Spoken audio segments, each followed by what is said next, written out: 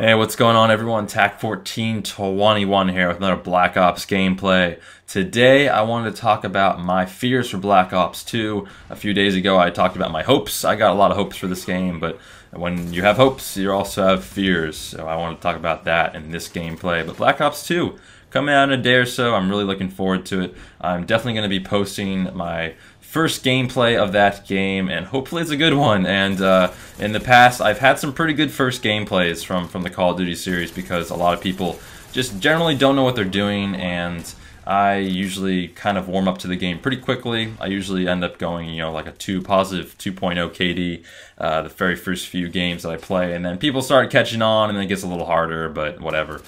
So look forward to that coming on Tuesday morning sometime.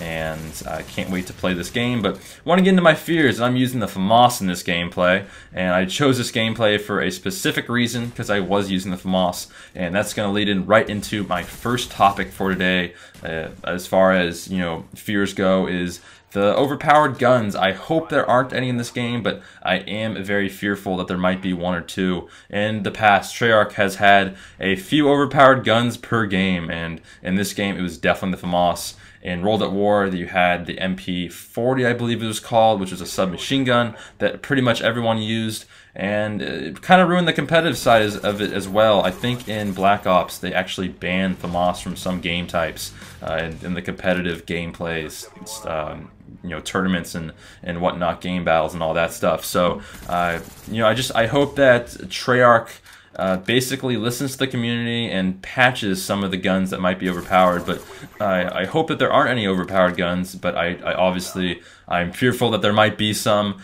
and that it might ruin the game in some cases. So that's one thing that I want to talk about. And then the next thing is the 10-point create a class system.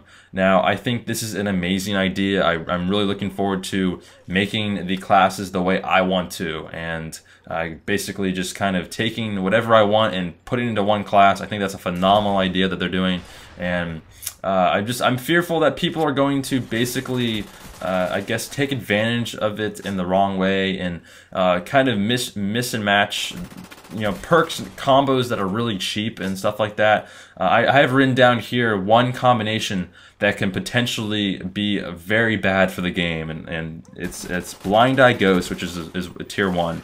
Then you have Dead Silence and Cold Blooded and Awareness, which is a combination of tier 2 and 3. So you can potentially put all 5 of those perks on your class and then run around with a silenced gun and pretty much stay off the radar the entire game, and you won't be affected by UAVs, you won't be affected by kill streaks, you'll hear people louder, you won't make any noise. So that's gonna be a pretty bit of a pain if you can do that, and if they don't, I think there's a lot of combinations. That's just to name one of them, but I think there's a lot of combinations that could potentially be extremely cheap and ruin the game. So that's a fear that I have, a really big fear that I have, but hopefully that can somehow be avoided. They might dub one of the perks down or move them to other tier. I don't think they'll move it to another tier, but just make it so that that won't be a huge factor in the game. Next thing I want to talk about is point streaks. Again, a great thing that I really like that they added to the game. Point streaks, I think you should be awarded for everything you do in the game, and as far as getting an objective, and I think objectives are going to be worth more in this game than in the past. So anything you do, say that you're playing kill confirmed, which is returning, which I'm really excited about. But if you get your own tag from kill confirmed, you kill them, then you get your own tag. You get 100 points, I believe, or something along those lines, and you get 50% less points if someone else gets the tag. So again, you're rewarded for going after the objective and being an objective player, which I think is great. But some of these kill streaks or some of these point streaks that I think might be a little overpowered to use, and I'm going to name a few. At the RC car, 325, Hunter Killer 400, and Guardian 500. So pretty easy kill streaks to unlock and go through the chain, and they're I guess if you use them all together, they're going to be a bit of a hassle. I can see a lot of people using that combination, and RC car is a bit of a pain for me. I was an RC car magnet in Black Ops. I died from that a ton, and a lot of people that played with me know that. I was dying.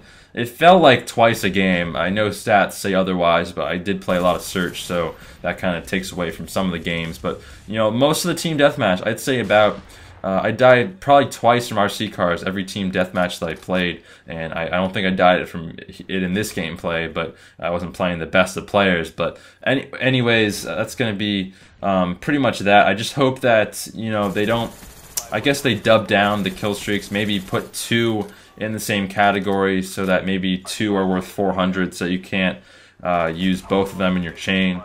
And yeah, that's going to be it for this gameplay, pretty much, everyone. I end up going a pretty good KD. I'm not exactly sure what I got, but you'll see it on screen in a second. Get the final kill cam with another overpowered gun in this game, but that's going to be it. I'm really looking forward to Black Ops 2. Let me know in the comments down below what your fears are, and I'll see everyone next time. Peace.